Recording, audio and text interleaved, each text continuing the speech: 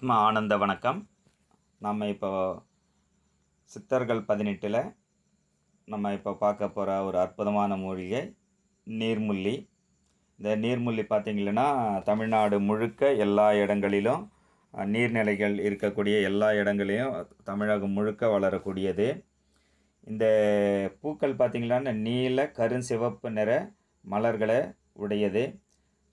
கணுக்கள் பார்த்திங்கன்னா ஒவ்வொரு கணுவிலையும் பார்த்திங்கன்னா நீண்ட கூர்மையான முள் உடைய ஒரு முழுமையான செடியினம்.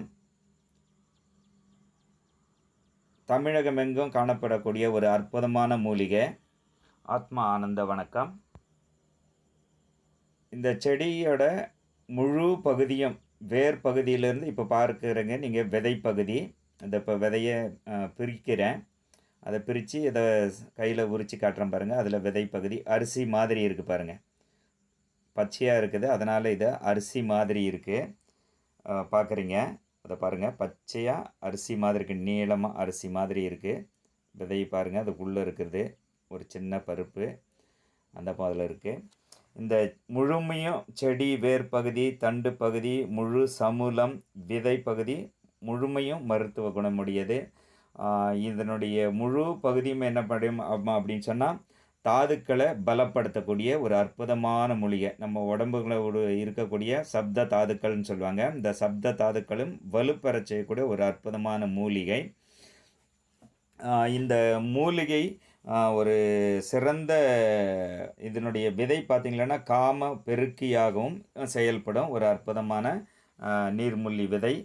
நீர்முள்ளி சமூலம் எடுத்து என்ன பண்ணலாம் அப்படின்னு சொன்னால், இது எப்படியெல்லாம் நம்ம உடலுக்கு தேவையான ஆரோக்கியத்தை கொடுக்கக்கூடிய ஒரு உபயோகமுள்ள செடியாக பயன்படுத்தலாம் அப்படின்னு சொல்கிறத பார்க்கலாம். இந்த நீர்முள்ளி சமூலம் முழுசாக எடுத்து அலசி இடித்து என்ன பண்ணலாம், ஒரு 200 கிராம் எடுத்துக்கிட்டு 2 லிட்டர் தண்ணியில் போட்டு இது கூட சோம்பு ஒரு 50 கிராம், நெரிஞ்சில் விதை ஒரு 50 கிராம், தனியா ஒரு 50 கிராம் இடித்து போட்டு என்ன பண்ணணும், 1/2 லிட்டராக காய்ச்சணும். 2 லிட்டர் தண்ணியை 1/2 லிட்டராக காய்ச்சி இந்த நீர்முள்ளி குடிநீரை ஒரு வேளைக்கு ஒரு 125 மில்லி, அதாவது 100 மில்லி 125 மில்லி அளவாக ஒரு நாளைக்கு 4 வேளை குடிச்சிட்டு வர இந்த உடம்பு ஊதி பெருத்து இருக்கிற சரீரம் இருக்குல்லையா, ஊழச்சதைன்னு சொல்லுவாங்க, அந்த ஊழச்சதை குறையும்.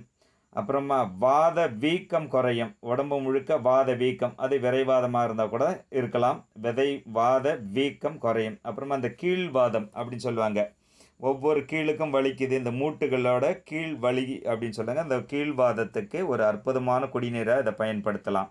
அப்புறமா நரித்தலை வாதம் அப்படின்னு சொல்லுவாங்க, அந்த நரித்தலை வாதமும் குணமாகும். நீர் வழி அடைப்பு, சிறுநீர், அதாவது சிறுநீர் வர தாரையில் இருக்கிற அடைப்புகள், சிறுநீர் வராமல் சிலருக்கு பார்த்திங்கன்னா சொட்டு சொட்டாக போகும், நீர் அடைச்சி வரும். அந்த நீர் வழி பாதை அடைப்புகளும் முழுமையாக குணப்படுத்திக்கலாம்.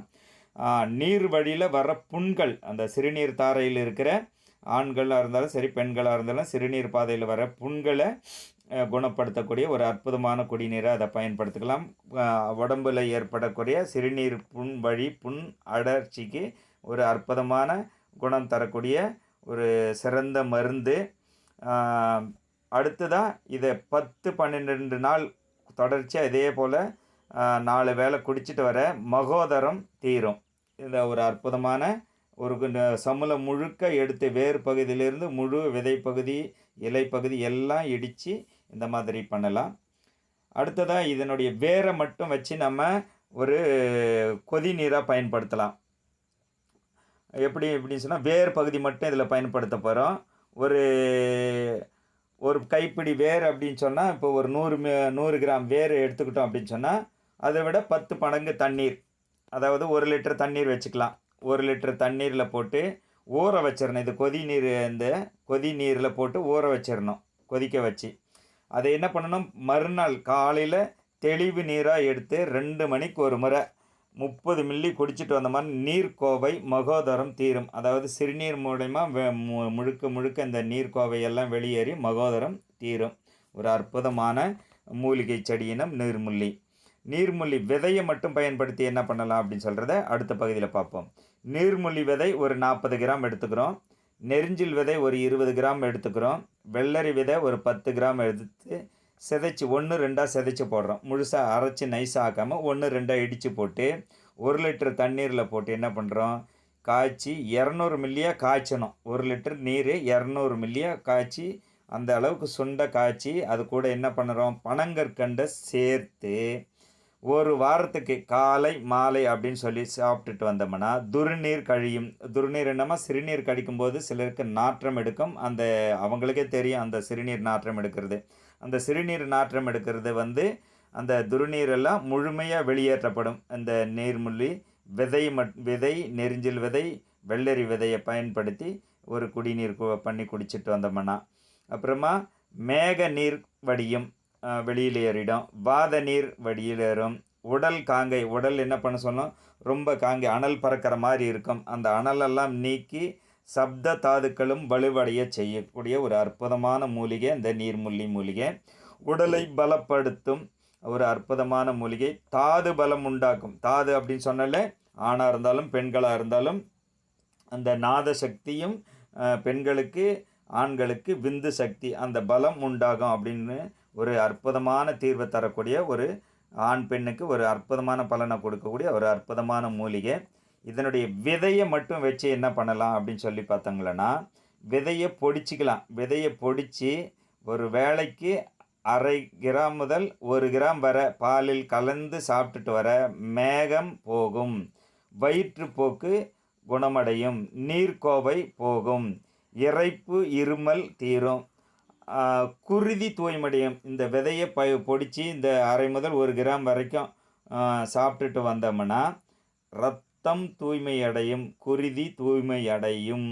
அப்புறமா என்ன பண்ணலாம், இந்த நீர்முள்ளி விதையை பயன்படுத்தி 1/2 கிராம் முதல் 1 கிராம் சாப்பிட்டுட்டு வந்தோம்னா தொடர்ச்சியாக விந்து ஊறும். விந்துன்னு சொன்னாலே புரிஞ்சுக்குங்க, ஆணாக இருந்தால் விந்துன்னு சொல்லுவாங்க, பெண்களாக இருந்தால் நாதம் அப்படின்னு சொல்லுவாங்க. இந்த விந்து நாதம் ஊறி உடலை பலப்படுத்தக்கூடிய ஒரு அற்புதமான மூலிகை செடியினம். தமிழகம் முழுக்க தானே வளரக்கூடியது. நீர்ப்பகுதிகளில் நல்லா வளர்ந்து செழிப்பாக இருக்கும். ஏறக்குறைய நீங்கள் பார்க்குற மூலிகை 1 ஏக்கர் அளவில் இருக்குது. முழுக்க நீங்கள் பார்க்குறீங்க பாருங்கள், முழுக்க நீர்முள்ளி விதை தான், நீர்முள்ளி செடி தான் முளைச்சிருக்கு. ஒரு அற்புதமான மூலிகை. தமிழகம் முழுக்க வளரக்கூடிய ஒரு நீர்நிலைகள் இருக்க இடத்துங்களில் வளரக்கூடிய ஒரு அற்புதமான மூலிகை.